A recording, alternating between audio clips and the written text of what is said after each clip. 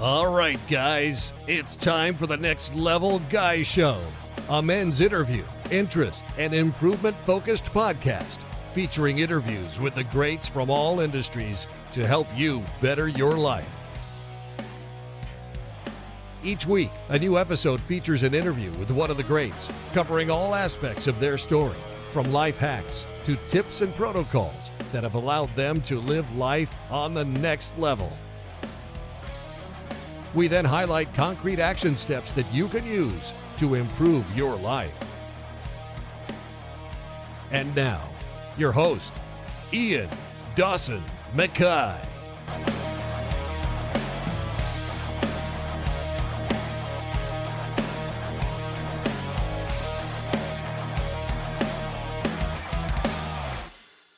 Today's guest is Rick Ellis. Rick has had an eclectic career as a musician, audio engineer, visual designer, programmer, and software entrepreneur. Somewhere along the line, he discovered jiu-jitsu and became obsessed with its fascinating and transformative art.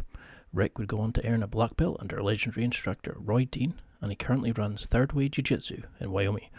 In this interview, we discuss how to train as an older athlete, why everyone needs to train Brazilian Jiu-Jitsu, how to adapt BJJ as you age to become a more effective practitioner, and so much more.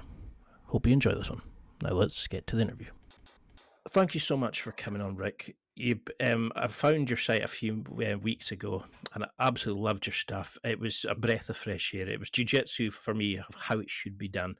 I actually found you by typing in how to do jiu-jitsu for fat guys, and it blew me.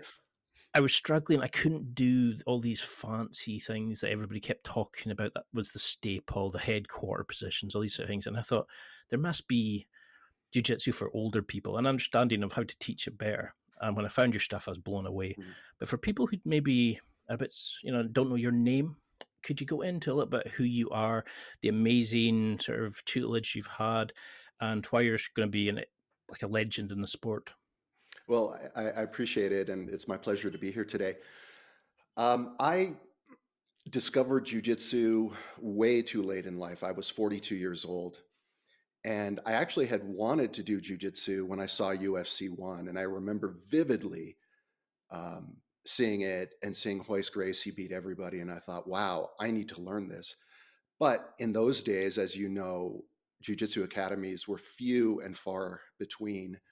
And I was also busy. I was working as a recording engineer and a sound designer in Los Angeles. And I was busy. I was working a lot, very unpredictable hours, lots of nights. So I just didn't have a lot of time to train, certainly not enough time to travel to the Gracie Academy down in Torrance or something like that. So I put it on hold. I did a little bit of Japanese jiu-jitsu. There was a small academy near my house. And that was great. It was a good experience. I learned lots of wrist locks, and there was a lot of judo influence, and so I did that for kind of sporadically for a few years. And then my family ended up moving to Central Oregon. We moved to Bend, Oregon, and this is about 10 years later. I was 41, I think, and I heard that there were some guys that were training Brazilian Jiu-Jitsu at a Taekwondo academy on Thursday nights. So I dropped in, had my first class, and it was so informal. I mean, it was all white belts. Nobody really knew much of anything. There were two blue belts, a guy named Marty and then another guy named Jimmy. Now, Jimmy would end up being the connection to Roy Dean. Jimmy was friends with Roy Dean, and he had trained in San Diego with Roy. And so it was mostly just a bunch of guys that would show up and smash each other. And I remember just loving it instantly. I knew nothing, and other than it was very visceral and it was very different than what I was doing in my other life. Later, Roy Dean ended up moving up to Bend, Oregon. He came up to do a seminar. He was still a brown belt, and he taught the seminar, and he and I hit it off. He was working as a sound designer in Los Angeles or in San Diego. I had been a sound designer and an audio engineer in Los Angeles. So we had all these things in common. And he said that he was looking for a place to establish an academy. And Jimmy and I begged him to move to Central Oregon. And so a few months later, he did. And Jimmy and I were his very first students on the day he opened his academy. So I would go on to train directly under Roy for about 4 years, white through purple belt. I had just gotten my purple belt, and then we ended up moving to Maui. So I was working as a software developer, and my laptop was literally my business, so we could live anywhere, and we were doing pretty well in those days. So my wife said, "Hey, let's move to Hawaii." So we moved to Maui for a year. I trained under Luis Heredia, who was Rickson Gracie's first black belt. In fact, Rickson brought him to the United States when Luis was a purple belt to be his assistant instructor. And then later, we continued to being nomadic, and a few years later, I ended up in Maine, and along the way, I had trained under a number of different people. I trained under Alexi Cruz, who was Ricardo De La Riva's first black belt. I trained under a guy named Jay Jack, who is an Amal Easton black belt. Amazing guy, just crushing, brutal game. And then more recently, a few years ago, we moved to Wyoming, and there was no jiu-jitsu in Wyoming. And so I had one of those existential crises. I said, okay, do I need to open an academy? Maybe I should open an academy. And I was going back and forth. I didn't know whether I wanted to be the man. And we visited, we were here looking at this, looking at the environment, and we were driving downtown, and there was a for lease sign in a little space, and my wife elbowed me and she said, "There you go. There's your academy. Can we move here now?" So we ended up moving to Wyoming. I was still a brown belt. I started my little school, and I've since gotten my black belt under Roy. And yeah, that's my jiu-jitsu journey in a nutshell. I love that you had such a supportive partner that's like, okay then, there's your space. Get on with it. Get your dreams, because that's something a lot of people struggle with, isn't it? Is like these older grapplers is, how do I do this with family? How do I do this with all my other interests? And I mean, I started jiu-jitsu when I was 35, 36, and I Yeah. thought I was late. Yeah. But to see what you've achieved in that time, when I watch your jiu-jitsu, it's so graceful, it's beautiful, it flows. And it's like jiu-jitsu how I think it should be done. It's controlling a person, it's moving them and controlling them. It's not just being flashy for the sake of flashy. When you've got some amazing transitions and flows and movement patterns, but you're not just doing it to be fancy. You're doing it Yeah. because it's actionable. And when I found your stuff, I was blown away because I didn't realize I learned so much from just watching your first video, for the older grappler. But why would you, like, if we take it right back, why would you say people should do jiu-jitsu as an older athlete compared to like karate, jiu-jitsu? What is the appeal of jiu-jitsu for an older grappler or athlete, shall we say? Well, that's a very deep question. I think that you can separate martial arts into two broad categories. There are what I call live arts, and there are dead arts. Dead arts are those arts where they don't spar, and you simply are training patterns. Person punches you, you block, you do this and that. But without resistance, without actually pitting your skill against somebody, you're not really training for effectiveness. You're simply training sort of a choreographed type of martial art. So if you focus on the live arts, well, we know which ones those are. If you watch UFC or MMA, you know that there's some form of striking, kickboxing, full contact karate, Western boxing, Muay Thai, some sort of grappling art, whether it's wrestling, sambo, jujitsu. Obviously, jujitsu is mandatory these days in an MMA context, and also judo is I would call a grappling art. So the problem as an older athlete is it's very difficult to get punched in the face. It's just not uh, an art that you can grow old gracefully in, or you can have a lot of longevity in. I would say the same thing is true of wrestling. There's an intensity to wrestling, physicality to it that I think is very difficult to maintain as you get older. So that really leaves, and judo, it can be very hard on the body as well. It can be, you have to be very aggressive to get into position, to rotate into position, to lift your opponent. And so judo is hard to grow old doing. Some people do, of course. And so that sort of leaves jujitsu as the last man standing. And I think that jujitsu is an art that you can adapt to your physical reality as you get older. And it's an art that you can be effective at despite your physical limitations. There are a lot of ways to play jujitsu. And the style of jujitsu that I play, which has been heavily influenced by Roy Dean, it was heavily influenced by his instructor, Roy Harris, who, Roy is a phenomenal jujitsu artist. He's not a flexible guy. He's not a fast guy. But he's fundamentally so solid. And so the style of jujitsu that I've tried to learn and develop and train is one that doesn't rely on strength, speed, athleticism, physical attributes. It relies more on timing and sensitivity and pre-positioning yourself with structures that are, give you a mechanical advantage over your training partner. And so I think it's very possible for you as an older athlete to train jiu-jitsu. Elio Gracie was on the mat into his 90s, and he wasn't doing barambolos and, doing crazy stuff. So I think it's possible, but I think it's very important that you train the right way and that you have training partners and that you're in an environment that allows you to train in a way that's safe and that doesn't expose you to injury unnecessarily as you get older. Because that was something I really kind of struggled initially with jiu-jitsu was when I came in. I mean, I don't consider myself as old. I still feel like I'm 18. And I came in after doing powerlifting and playing football and thinking, oh, yeah, I've got this. And then all these like 20-year-olds sitting there with six packs and walking up and down the mats in their hands and all this kind of like amazing stuff. And I was like, God, I'm in trouble here.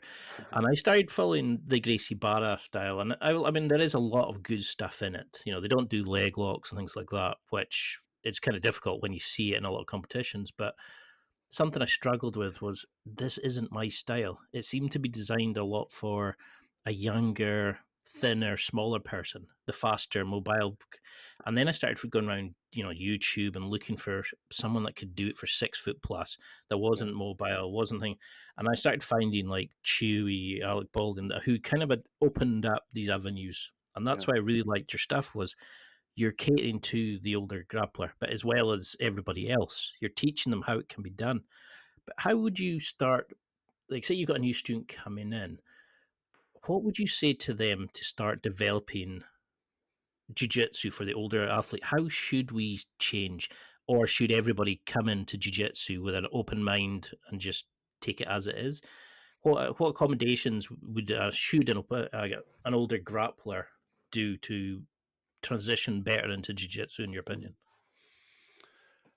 I think as a teacher, it's really important to be able to scan the room and see what the physical capability of your students are.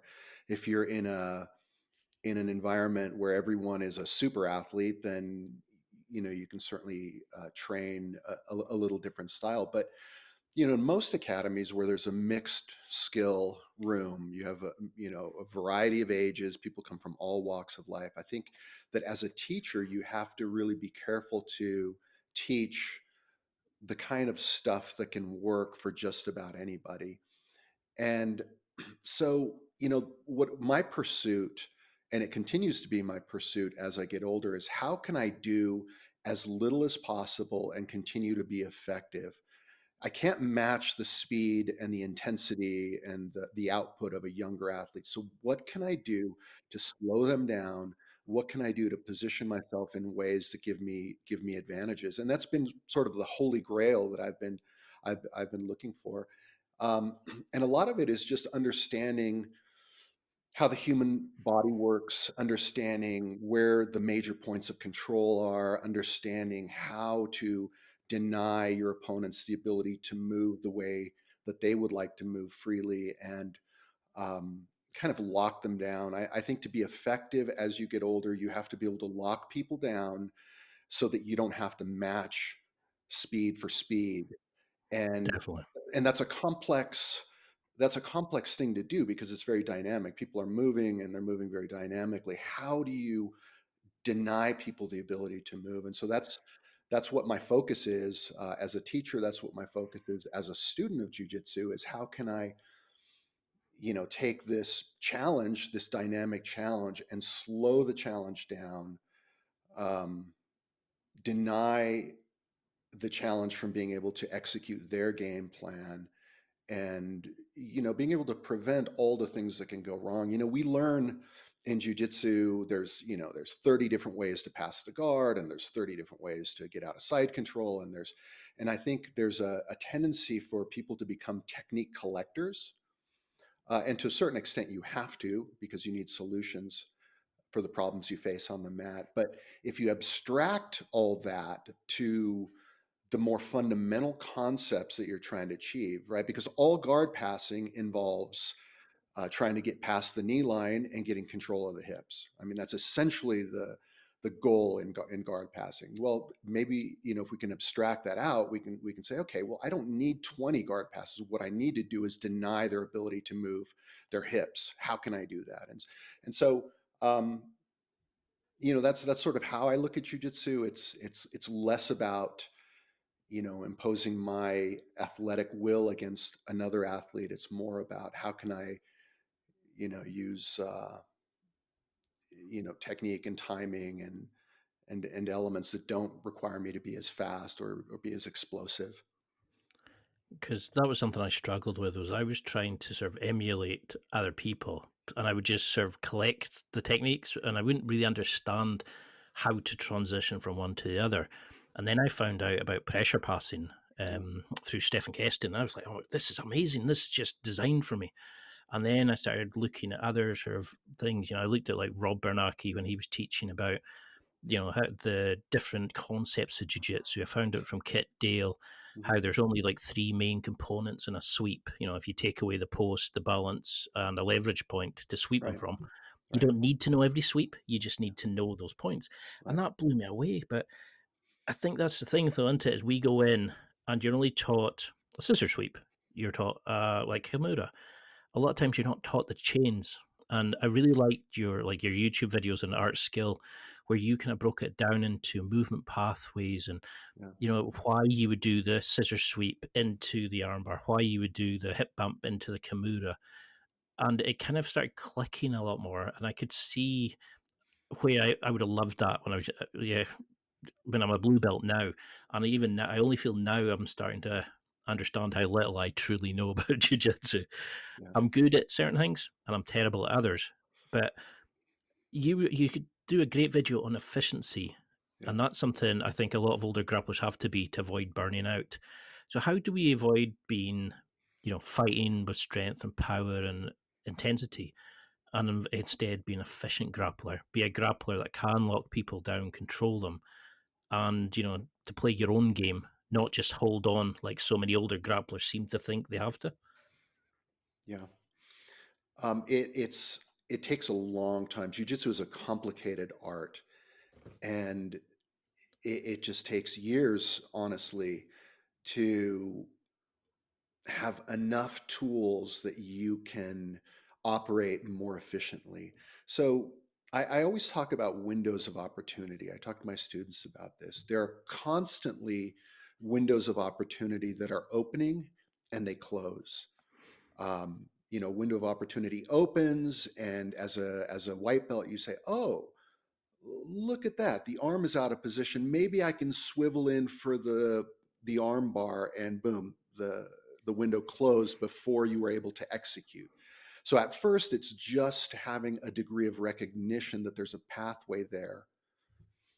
The next level is being able to recognize that earlier as that window is opening, or as it, or at the apex of the window where it's fully open, hasn't closed yet. And then being able to swivel into position or execute the technique you want.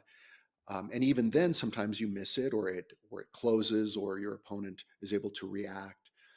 eventually you get very sensitive to the opening of those windows. And at the highest levels, you get good at prompting those windows to open. And you do that by playing with people's balance. Uh, you have several things in mind, and you're not committed to that first attack. That first attack is a probe. It's really the next attack that you want. The higher level players leave very small windows. So you have to be able to operate within very small windows of opportunity. Um, Novice players, they leave massive windows, right? So as an older athlete, part of that efficiency is getting to where you have very, very good recognition of those windows of opportunity. And it's a feel thing. It's not a mental process. At first it is, but there's that saying in fighting sports, if you're thinking you're late, your body, you have to train your body to feel those moments. You talked about sweeping a moment ago. I don't, most of the time when I sweep people, and I sweep people all the time, most of the time I'm not really executing any particular sweep.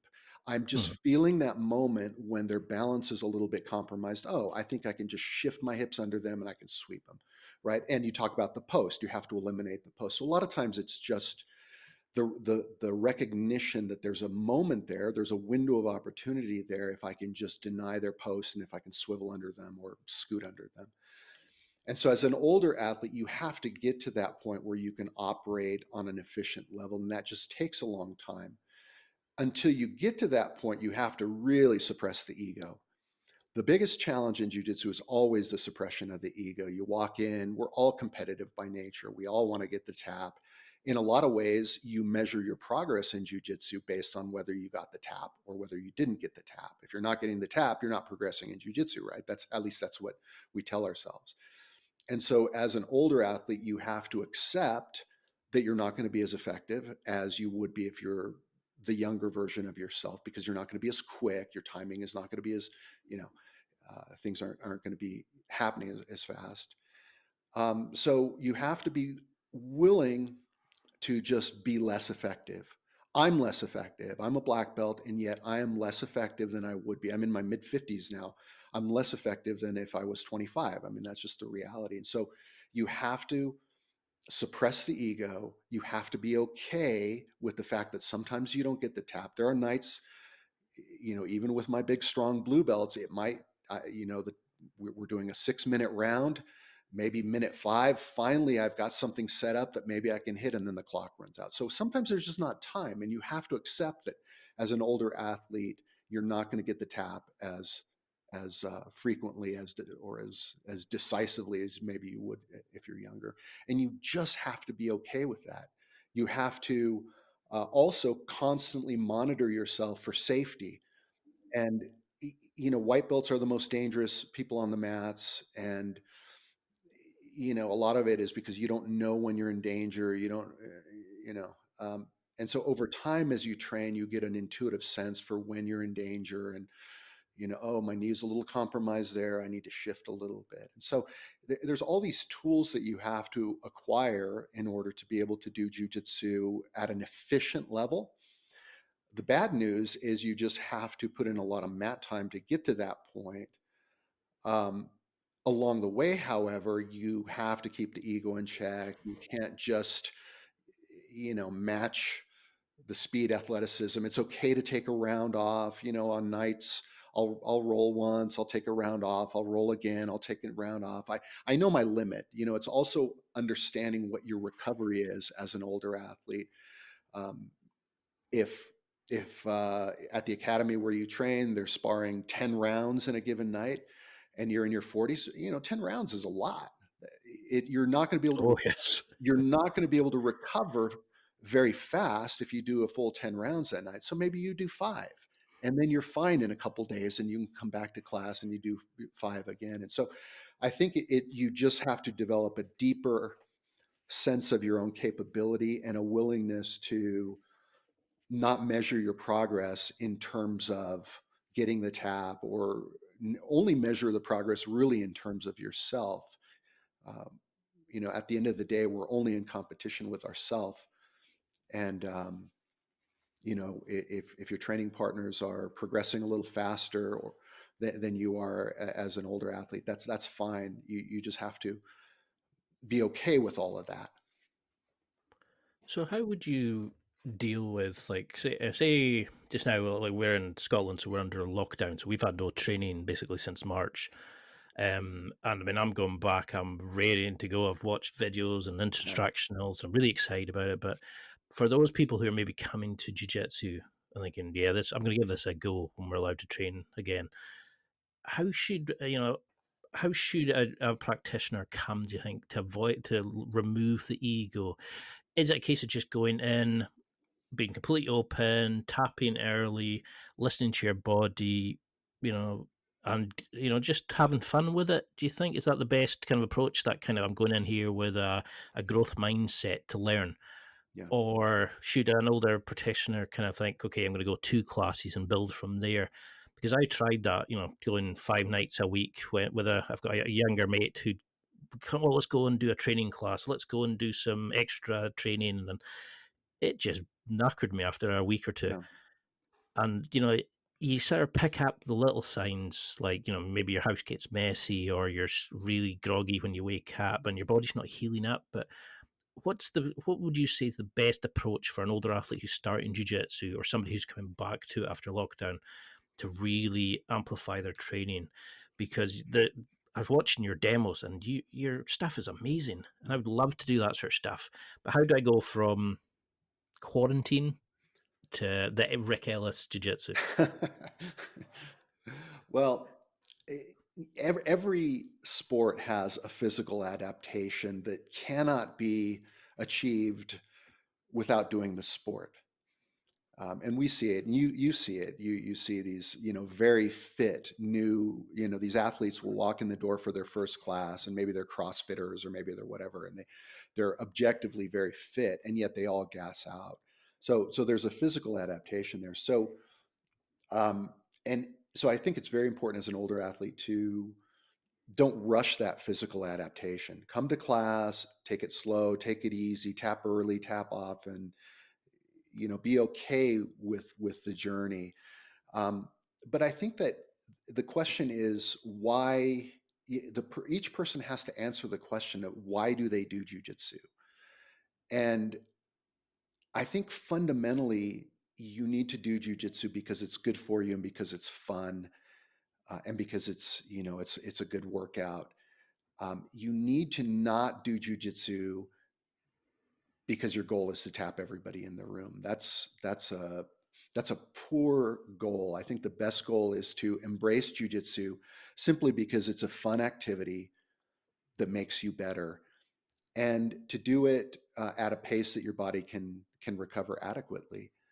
Um, People try to conquer the world in 6 months, and you end up either injured or you end up burnt out. And for each person, that equation is going to be a little different.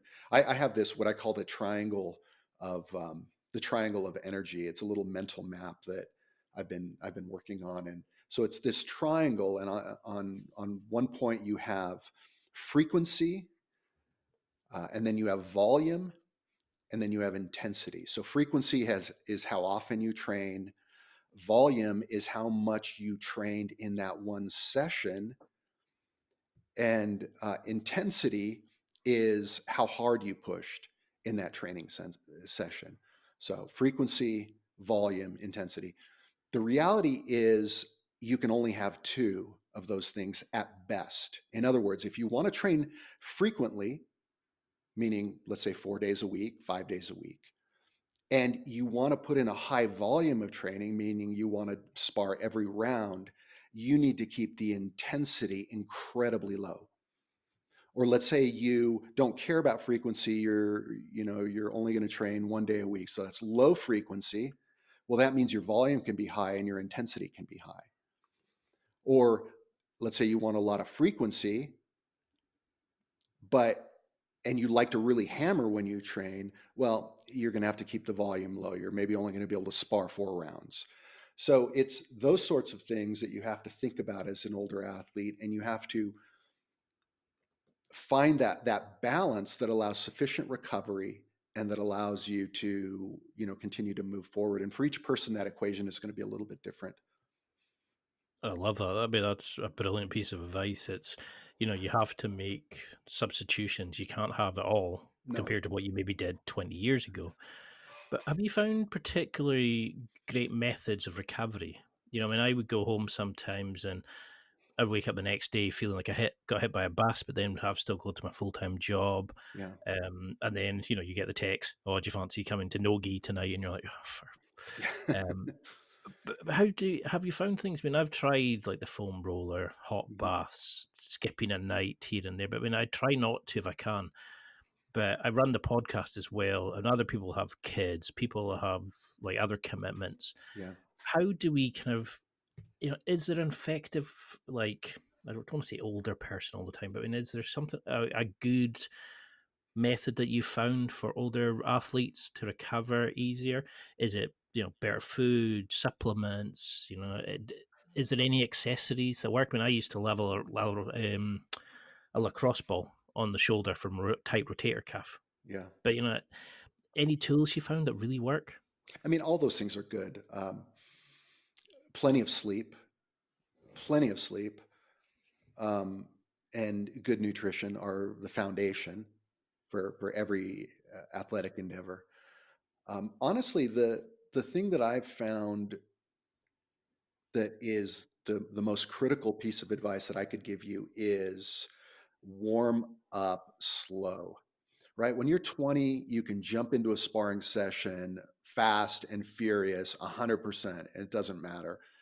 When you're older, if you go really hard that first round or that second round, or sometimes even that third round, if you hammer very hard, you're going to be very, very sore the next day.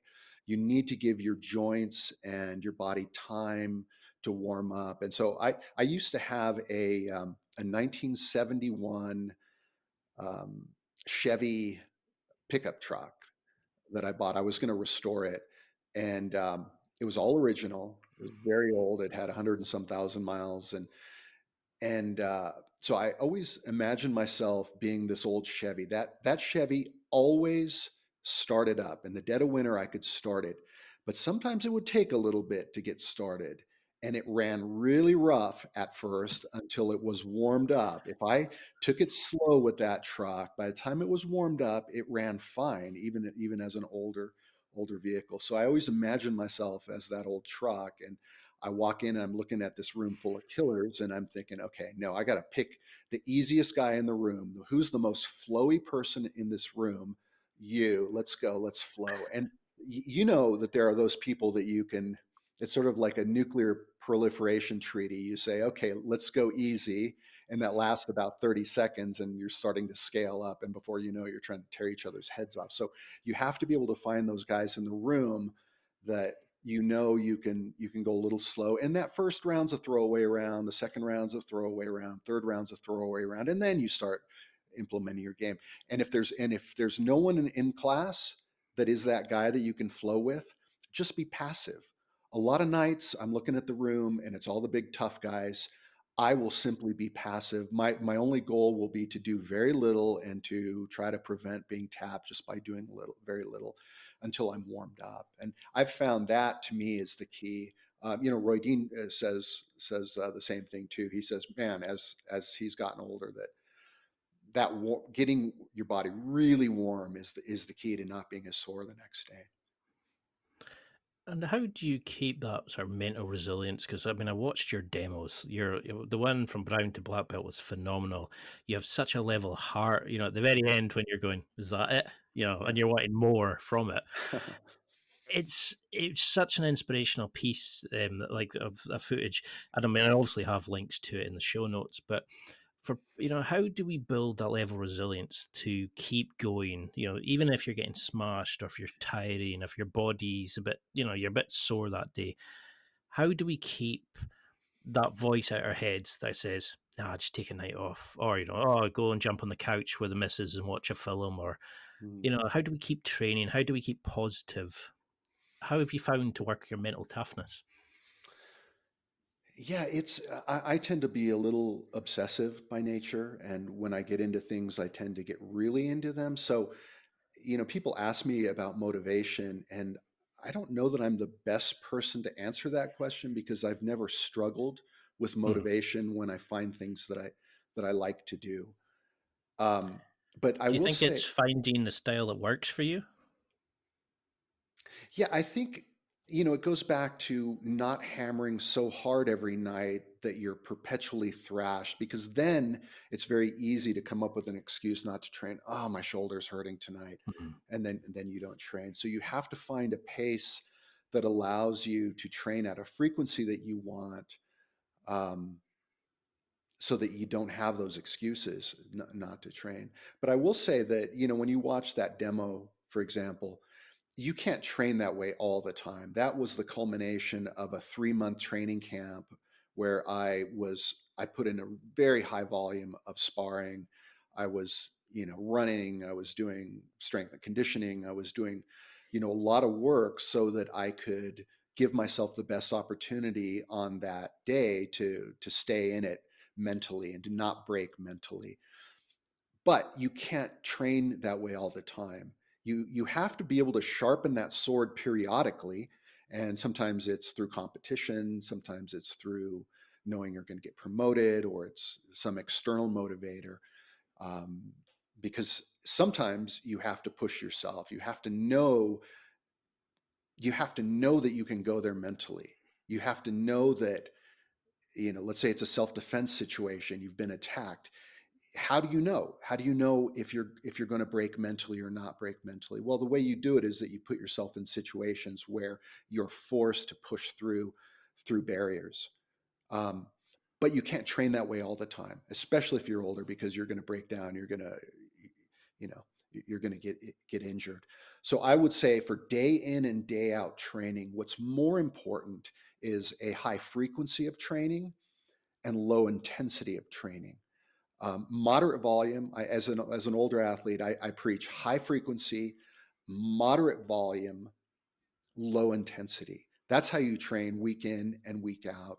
And then a couple times a year, you say, "Oh, I'm going to go to Grappling Industries, or I'm going to go to Fight to Win and compete, or whatever." And you say, "Okay, I'm going to give myself a 60-day training camp," and then you scale it up. You do the event, and then you scale it way back. It's time for a quick break. There are millions of potential products to buy, so how do you know which ones are worth your hard-earned money?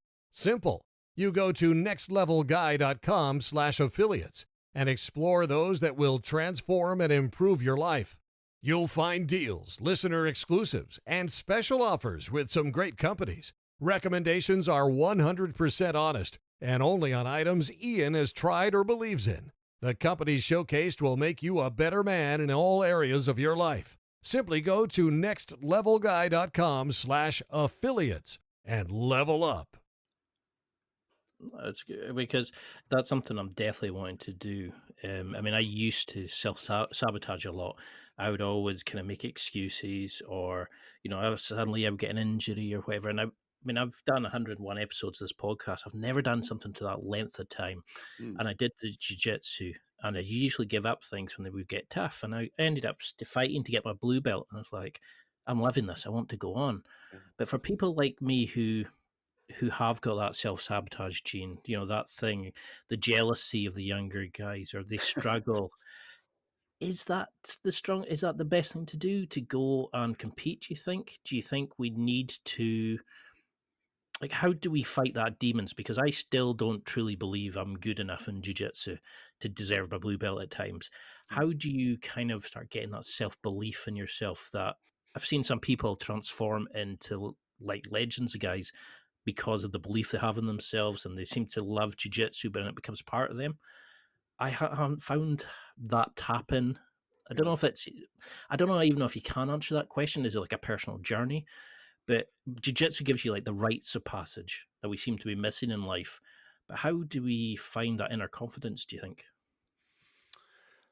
Well, to not feel worthy of your belt is extremely common. I wouldn't worry about that.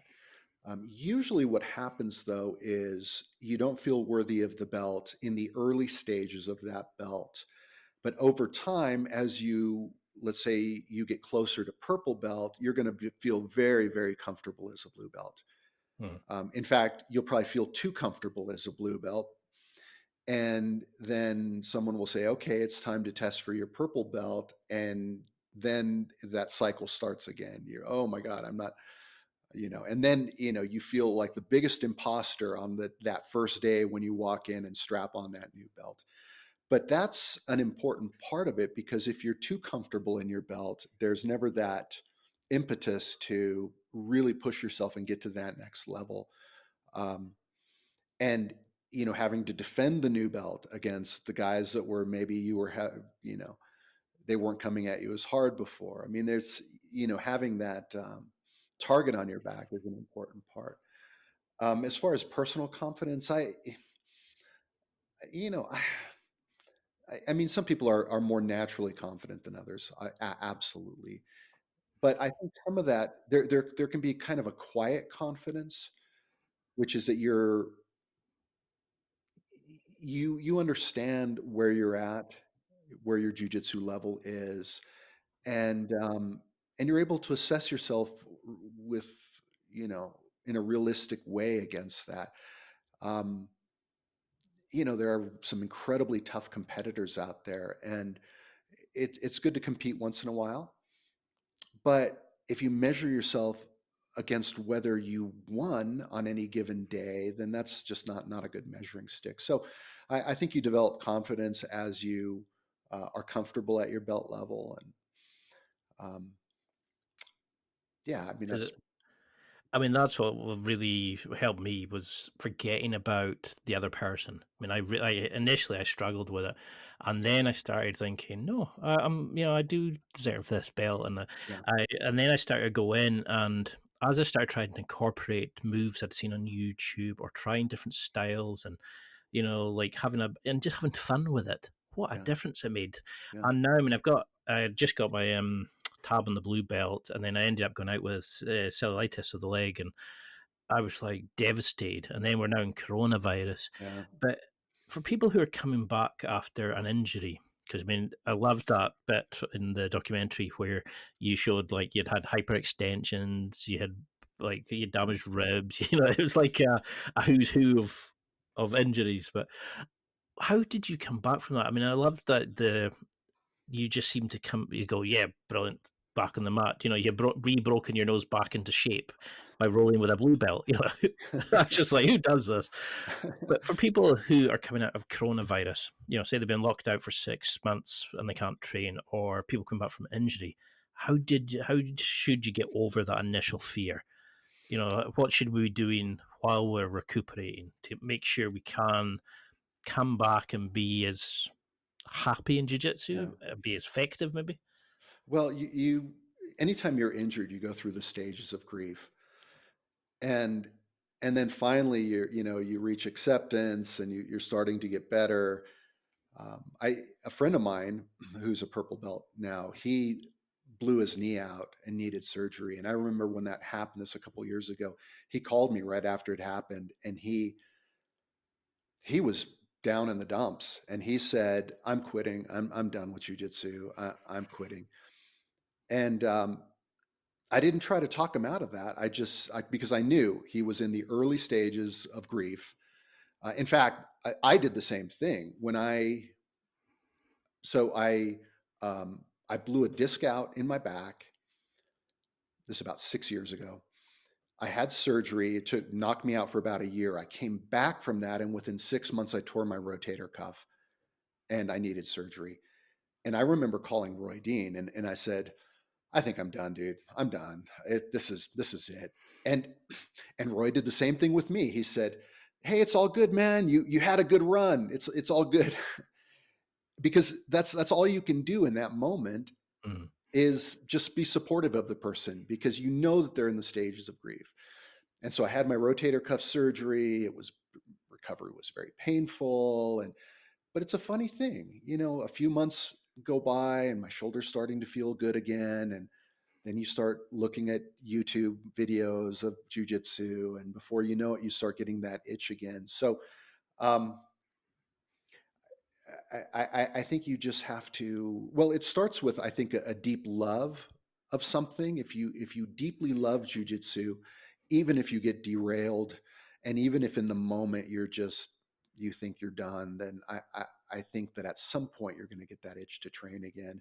And then you just have to take it slow. You'll never fully trust that, that surgically repaired body part or that injury. You're not going to fully trust it for a little while. And so you just have to take it slow. I mean, something that really helped me was like, I mean, I'm itching to get back. I can't wait because I've Yeah. been watching so many instructional videos. But something that really helped was like looking at the friendships you've built by Yeah. doing it. Look at the difference of you physically, but also who you were when you first started to who Yeah. you are now. And I can't believe the Yeah. transformation in myself. Yeah. And I see people who I train with and go, like, it's amazing the difference in their confidence and stuff. And I think once you build that kind of brotherhood, that family feeling, Yeah. it's an amazing thing.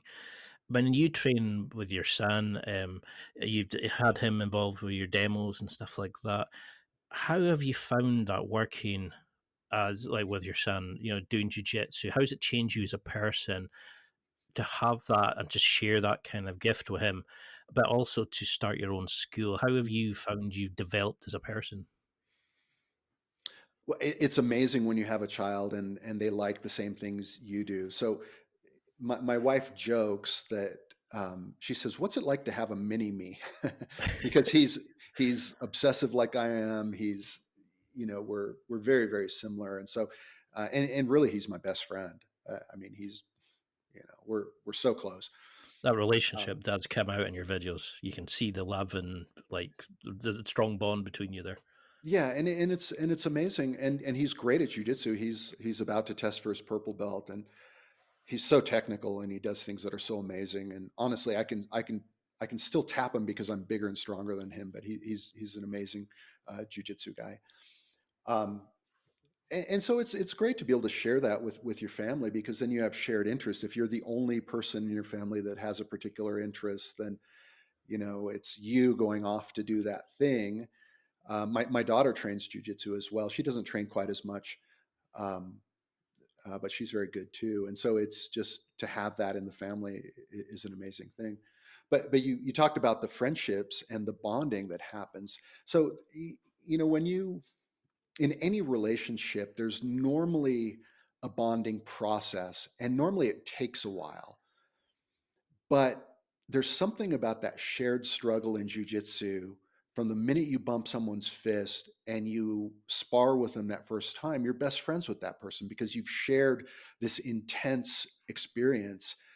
And all of my best friends are people that I've met on the jujitsu mat, and they become lifelong friends. I've got people that I've trained with, that I trained with years ago that I haven't seen in many, many years. And um, you reconnect with them, and you're still best friends because of that shared experience. And that's one of the great benefits of jujitsu, is the friendships that you establish on the mat truly become lifelong friends. I would definitely say that I would agree with that because I've made what I actually feel are like real deep connections with people. And we go play five-side football, we go for pints together and stuff like Yeah. that. And there's that camaraderie, but you generally feel like when you walk in, everybody's pleased to see you. It Yeah. actually becomes. We have a guy who's talked about being suicidal. He tried to take his own life, and he actually felt for the first time he'd felt like a family, a connection. Yeah. And It's I had very never powerful. I had never had that. Like I'd never been that sort of into those dark places. And to me, it was kind of like, whoa. And he was so open and honest about it. And, other people were talking about their feelings. And I actually felt like, it's not just the usual, oh, laddie behavior. You actually seem to get a deeper connection with people who do jujitsu. It's like a primal connection Yeah. because it's like a primal sort of rolling and stuff like that. So, how do you feel then about, because something you did mention during the demos was it shows Casey's skill, but also shows heart and passion. Yeah. You do the Shark Tank and things like that. Where you compete against multiple opponents. But what do you think about gyms that don't do that? How do we get that sense? Are we missing out by people who get belts because they've been there for a certain amount of time, Yeah. or what's your opinion on these kind of gyms? Well, There's nothing wrong with just being awarded a belt. I know that in some lineages, some academies, that's the way they do it. That's sort of the Brazilian way. Is when you can hang with the blue belts, one day you're awarded a blue belt, and there you go. As somebody that has had to do technical demonstrations and a physical rite of passage, um, to me, I feel like you're missing out on something that is a very, very powerful experience. Two things. One is you're missing out on this rite of passage, this experience, right? Because in our modern world, there just aren't a lot of rites of passage. And to commemorate that by having to actually, in front of everybody, in front of your training partners, in front of your family, you have to demonstrate your skill, you have to demonstrate your heart. There's something very powerful about that makes the experience much more memorable, I think, than just being awarded a belt. The second thing that I think you miss out on if you're just awarded a belt is that you will likely have technical gaps in your game, because we all favor the things we're good at, and we all uh, avoid the things that we're not as good at. And I see it all the time when I tell someone, okay, it's time for you to get ready for your blue belt demo. You've got to put together 50 techniques to show. They'll look like a deer in the headlights. They'll be like, oh, I don't know. I don't think I know that many guard passes and mount escapes and side mount escapes and foot locks. And like all of a sudden you can tell in their mind, they're thinking, I'm not ready for this. But you give them enough time, and then they start drilling, they start preparing, and they start shoring up all those gaps. And then the day of the belt test, they're great. They do great. And every single person that goes through that will tell you that they made a leap, that process of sharpening that blade takes them to that next level. It helps give their game a jump. And my game has never felt sharper than the day after I've done a belt demo. So I did a blue belt demo, I did a purple belt demo, and I did my black belt one. And you always feel incredibly sharp right afterwards because you've got this beautiful catalog of techniques that you've been drilling. And so I'm a fan of this process. I think it produces more well-rounded practitioners. But I don't criticize instructors that just want to award a belt. That's sort of the traditional Brazilian way, and it's fine. I just don't feel like it's quite as powerful. Because I mean, when I got my blue belt, I had to go through like a grading day, and now my gym's kind of gone to. Some people have got them by time, or people have been awarded them like on a night's training, and I thought there should be like a grading, because to me it felt like I did privates leading up, fixing things I thought needed work done, and it seemed to take away that kind of. You don't feel like you've earned it as such, in my opinion. It's a strange one for me. I Yeah, always thought it should definitely not be based on time in, because everyone has different aptitude, everyone has different life experiences coming into it. Someone who is a competitive wrestler walking in the door, they're going to be far and away better than a couch potato that walked in the door. So you can't base it on time. It has to be a skill based thing. I've seen the argument from white to blue, but I think after blue, it has to be technical expertise. It has to be ability from there for progression. Otherwise, anybody could get a black belt if you just stayed there long enough. And it's No, I was just going to say, I think that anybody can. You're right that I think anybody can earn a blue belt. The blue belt is relatively straightforward in terms of what is required to be a blue belt. You're not expected to link techniques into combinations yet. You're not expected to use momentum particularly well. You're not. They're just it's a little bit cut and dry. You just need certain foundational techniques need to be part of your game. But you're right, to get to purple and above, it's a completely different animal, and you have to be able to turn a corner into an advanced player's game to get to purple belt. And some people, they never turn that corner, and they just don't have what it takes to get there. Because there is sometimes you train with somebody and you go, "Moo, don't know how you got that belt. And I think that's the bad side of jiu-jitsu. It's the snobbiness sometimes of thinking, well, you didn't earn your belt, rather than the kind of just going, oh, well done.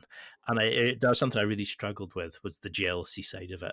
I would see people compete and I go, oh, you don't deserve that. And I go, well, how's that benefiting me? That negativity. Yeah. I should be pleased for everybody and thinking, how do I get there? And that's a part of me that really has developed. And that's what I love about martial arts. It lets you grow as a person, but also it develops your kind of family feeling, the camaraderie between people. But for these sort of people who are thinking, brilliant, I want to train, I really want to get into this, how would you set up your life? I mean, I've seen your videos where you do running, you're doing the kettlebell swings, you're talking about the strength to weight ratios, things like that. I mean, these are all amazing videos, but for people who want to compete, for people who want to train, but maybe the wrong side of 30, how would you set up your life in terms of eating, the right diet, the additional stuff off the mats? Do you bother with meditation, reading? Do you watch instructionals? What advice would you give to an older grappler for setting up a productive, I don't know how to say it, like a lifestyle that would assist with your jiu-jitsu? Mm-hmm. In terms of being able to compete. Yeah, I mean, from just like person who wants to just do it as a hobby, and also a person who wants to compete. How would you set these up differently? Well, you definitely would set those up differently. The person who wants to do it as a hobby, there's no real external pressure when you're just training for the fun of it. And in fact, I would say that even for people that compete, I think most of the time you should train as a hobby, as someone that's just doing it for fun. Plenty of sleep, good nutrition. Personally, I stay away from sugar. I stay away from mostly I'm. It's less about the good stuff I'm eating. It's more about eliminating the bad stuff for me personally. And so I would say that on a week in and week out basis, you just have to find a place where you're at peace with how you train, and it's something that you can do as a sustainable lifestyle. Now, if you want to compete, you have to be able to sharpen that blade leading up to a competition. So you need to do your 8-week training camp or 10-week training camp. And that's a very deep question. How do you prepare for a competition? There are multiple phases during that training camp. In the initial phases, it's identifying the things that you're really good at and drilling those things so that you can implement your A game against them. Shoring up some weak areas in the early stages of the competitive process. If maybe your leg lock game isn't as good, maybe some escapes aren't as good, you have to shore up some things. But there comes a point in time during that training camp where it's counterproductive to add new techniques, to add new things, and you have to just hammer the things that you know well. And then there's also a physical the physical growth that you need to do. You have to do your strength and conditioning. You have to get your cardio up. And I mean, these are deep questions that there's a whole podcast on each of them, isn't there? Yeah, very, very, very much so. I mean, that's something I definitely want to compete, and I mean, I know that, for example, I need to get my cardio up. Like I've done a whole episode of this with Rob Bernanke and a few others. I mean, it's something that I was really interested into, but you've had over 13 years now, and you've done some amazing stuff. You've created your own channel, you started your own gym. What would you put your longevity in the sport down to? Is it just the passion, do you think, or? I think so. I think so. I think that, I didn't beat myself up too much before jiu-jitsu. I was not an athlete. I was a musician in my youth. Later I became a recording engineer in LA. Later I became a software developer. And so all my pursuits tended to be sedentary. So I was in relatively good shape physically when I started jiu-jitsu in terms of not having damaged my body over the years. And the rest of it is just, I guess, just loving jiu-jitsu enough to keep doing it. My wife, even to this day, she'll say, I come home some nights and I I've got a bruise on my face or whatever. She's like, man, why do you continue to do this? And it's just, I love it. There's nothing it's the greatest combination of physical and mental challenge that I've ever participated in. I've done plenty of things that are mentally challenging. I'm a computer developer. I'm a software developer. I've done lots of things that require a lot of brain power. But this is different. It's a combination of physical and mental. And again, going back to what we talked about early in the podcast, which was the holy grail is that I'm pursuing is how can I be effective against guys that are bigger, stronger, faster, more athletic by doing less? How can I get the tap by actually doing much less than what they're doing? And so there's this interesting pursuit within it. And I just love it. I don't know what it'll take for me to stop doing jujitsu. I assume at some point I'm just going to get too old. Maybe I'll be It's really hard to define into. It's just the whole package, isn't it? It's the physicality, it's the skill, it's the competition, it's the family feeling, it's the benefit it gives to you. I try to get as many people as I can to train it, and everybody goes, "Oh, yeah, I'll give it a shot." And it's easier to sit on a couch, but Yeah. the benefits of jiu-jitsu just blows me away. But how have you found that then from the training and doing your demos and stuff like that to actually being the businessman, to also juggling, your software, the music, having a family? Mm. How have you managed that transition between the athlete to businessman to father to the husband? Yeah. Well, I'm blessed that my wife allows me to do whatever I want to do. She's not controlling. She's not somebody who, I mean, she understands me, I think, pretty deeply. She understands that I'm pretty obsessive by nature. And so, and people who are OCD, it's a little bit cyclical. You go through phases where you're deeply obsessed about something, and then maybe a period where you're not. And so I think she just understands that this is my nature and this is sort of how I operate. And I don't know how do you find balance? I guess the question you are asking is, how do you find balance in your life? I don't know if I'm the best person to answer that because I've never been particularly balanced in my life. I tend to, be a little extreme in my things. I pursue jujitsu to the max. I pursue other things to the max. And even if it means, robbing Peter to pay Paul. So I'm just I not think sure. I think this is like why I wanted to have you on, because I mean I struggle with OCD as well, and I've had sort of self-destructive habits. I mean, I've never gone become down to sort of alcoholism or anything like that, but Right. I kind of focus on things, and if I have something negative to focus on, like my mom will always say, you love a drama. Whereas Yeah. now that I've got jiu-jitsu, I really wanted to push it, and I'm like, how do I turn this into my style of jiu-jitsu? Yeah. And that's why I loved when I found the art of skill, was it kind of made me think I can do this, and it opened up so many avenues and what I could see. Supposedly older grapplers will struggle, and I was like, no, like I've seen like this amazing guy who can come in and throw guys around and manipulate and move them and control people, and I was like, that's what I want to be like. Yeah. And to find out you had no sort of before you weren't really sporty before you came into this makes this even more impressive.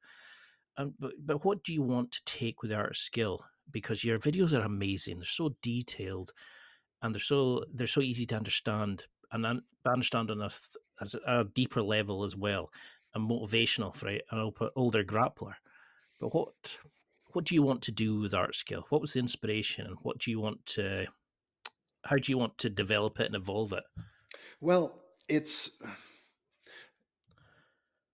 so I had some things change for me in my day job, my other career, and so I had a window of opportunity um, to get this idea off the ground. And so the art of skill to me was going to be an instructional platform that seeks out people who are masters in their respective domains, starting with jiu-jitsu, but beyond that into physical culture, whether it's yoga, whatever. And so I had this idea, and so the content on the channel right now is basically a prototype for what I envisioned for the channel. The problem is that I was a little behind. I got out of the gate a little slow, and then COVID hit, and we were locked down. And so I had planned to go get some. I had 2 or 3 projects lined up that I was going to go film, and then COVID derailed that. So unfortunately, I had to put the project on hold because I just didn't have the resources to keep pouring into it. What I hope to do is to get back to producing good content and seeing if we can grow it into something. The prototype for me is something like masterclass.com. Oh yeah. Beautifully produced, beautiful cinematography that brings experts in the field. Only we would focus on physical disciplines more than other things. You've got a fantastic coaching style and teaching, and it kind of just permeates in. You kind of understand it, and the way the videos are shot and the angles you do it from, you can tell the skill you have in video production and things. But you've got this great friendship with Roy Dean, and is that the part of jiu-jitsu that has been the biggest benefit for you? It's being able to build these friendships. Oh. I mean, what would you say is what's the proudest part of this? Is it starting your own school? Is it getting your black belt? Is it training with your son? Is it the ventures that you're planning to go on? What's your motivations right now? Well, my biggest achievement was probably never quitting and being able to earn a black belt at an age where there's not too many of us out there. But yeah, it's just it's been transformative. I mean, Roy Dean is certainly my biggest technical influence. Probably 65% of my game is based on what I learned from him directly. And then the other influences came from other sources. But yeah, it's just yeah, I don't know. I mean, I guess my proudest achievement would be earning a black belt and not quitting. And it's really not the belt that matters. It's that what that belt represents, which is the commitment, never giving up. I've had to take some long stretches off due to injury and so on, and to be able to come back from all that, to be able to keep putting one foot in front of the other and doing it. I love teaching, and having an academy is a lot of fun. I would be perfectly happy just being a student as well. I did it mostly because there wasn't any jiu-jitsu in this environment. But there's something very profound about having to teach every day. I think it allows you to go far deeper into the technique than you would if you're just a student. I love that. So, I mean, you're probably still learning probably more than you would Oh, have every if you day. had just stayed. Every day. I learn every day from my students. Well, every time I will see a new video of yours that come in, I'm just like, "Oh, this is amazing!" And then when I looked at you, you'd obviously just started the channel. I was thinking, "How is this not exploded? This is amazing!" So I'll be going to be promoting it all the time. Don't Well, I you worry about appreciate it. that. Right now, I've put it on hold a little bit while I get some other things happening professionally in my life, but hopefully we can get back to that. Well, I mean, what would you then say? I mean, I know we're just coming to the time. Oh, sorry, we're actually over. But what would you say to people who are either thinking about jiu-jitsu or older grapplers? What piece of advice would you want them to take from this? If they had to summarize up the podcast, what advice would you give to an older grappler? Commit to doing it for a year. So anybody that has trained jiu-jitsu for a length of for multiple years, you will certainly see new people come into the academy all the time. 3 months later, they disappear, or 6 months later, they disappear, or a few months later, they disappear. And you don't know why they leave. I suspect they leave because jiu-jitsu is hard. In fact, I had a student the other day tell me, I said, hey, how are things going? He's new. He'd been training for 3 weeks. And he says, man, I thought I'd be further along than I am. And I had to laugh at that. I said, dude, jiu-jitsu is a very, very deep art. You can't expect to be very far along in 3 weeks. And I had another student who's one of my favorite students now. He's a great guy. And he came to me twice within his first 6 months of training. And I could tell he was dejected and depressed. And he said, man, I'm quitting. I'm just not good at jiu-jitsu. I don't think I'll ever be good at jiu-jitsu. And I had to talk him off the ledge. And I said, dude, listen. The reason you need to keep coming is because of, the how it makes you feel is what you need to get through, And so he stuck with it. Then a few months later, he came to me again. I think I'm quitting jiu-jitsu. I'm not very good at this. And I'm like, and I said, dude, you can't quit. You can't quit. Promise me you're going to stay. Just give it a few more months. And now he loves it. He's in all the time. And so I think that, there's an old saying that the key to happiness is to not have expectations.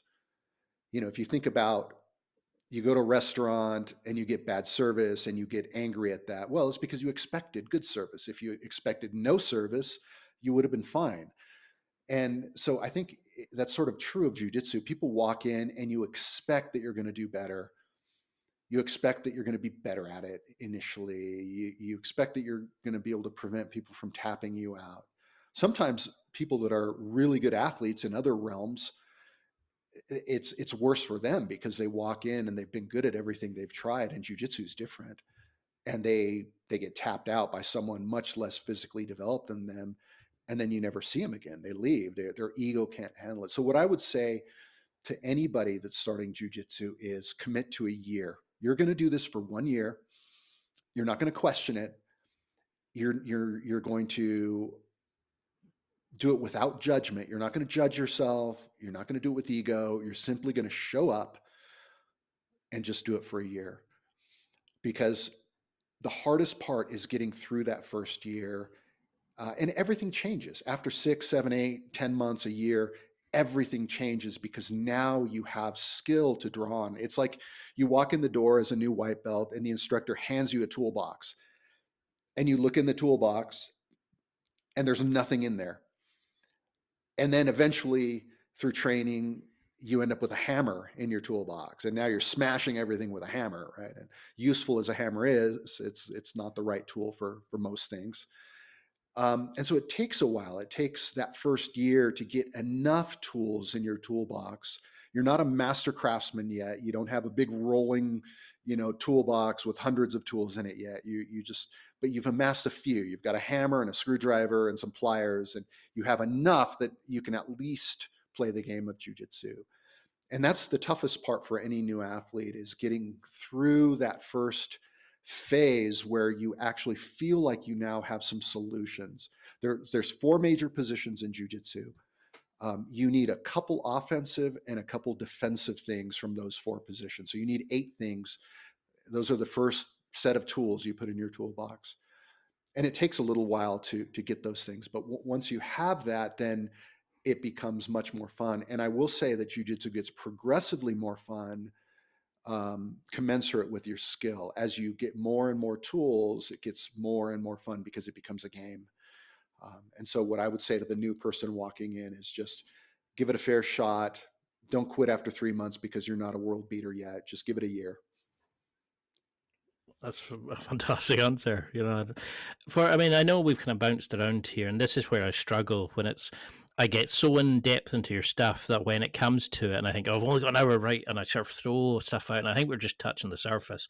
And I think you're such a deep guy that we should definitely do more. There's so much more areas we could cover. But for people who want to find out more about you, sign up and subscribe to the Awesome Art Skill, to come and train with you, just to get more info on you and connect with you on social media, how could we go about this? The easiest way is to just come to my academy website. It's thirdwayjujitsu.com. Third Way, THIRD, Third Way Jiu-Jitsu.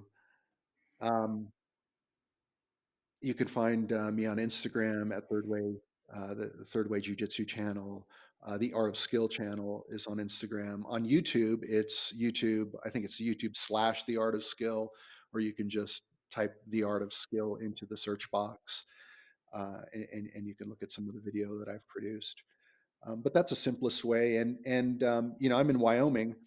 My academy's in Wyoming. Although I have had some people visit. I had a guy from Texas fly up to train with me a few weeks ago, or well, it's been a few months now. He wanted to train with me for a week. So we do get people that wander through and come in and train. And my academy is always open to new people. We try to be as inviting as possible. I don't even charge for drop-ins when people come in because we love having people to train with.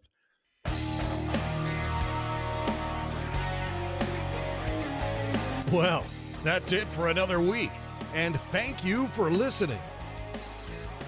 It's now time to take what you've learned and use it to develop and enhance your life with the key points mentioned. Listen, try it, embrace it, use it, and crush it. Now's your time to hit that next level in your life. If you liked this episode, then please leave a comment on the show notes or a review of the show on your podcast platform. Everything helps evolve the show. Until next week, keep seeking the next level in your life.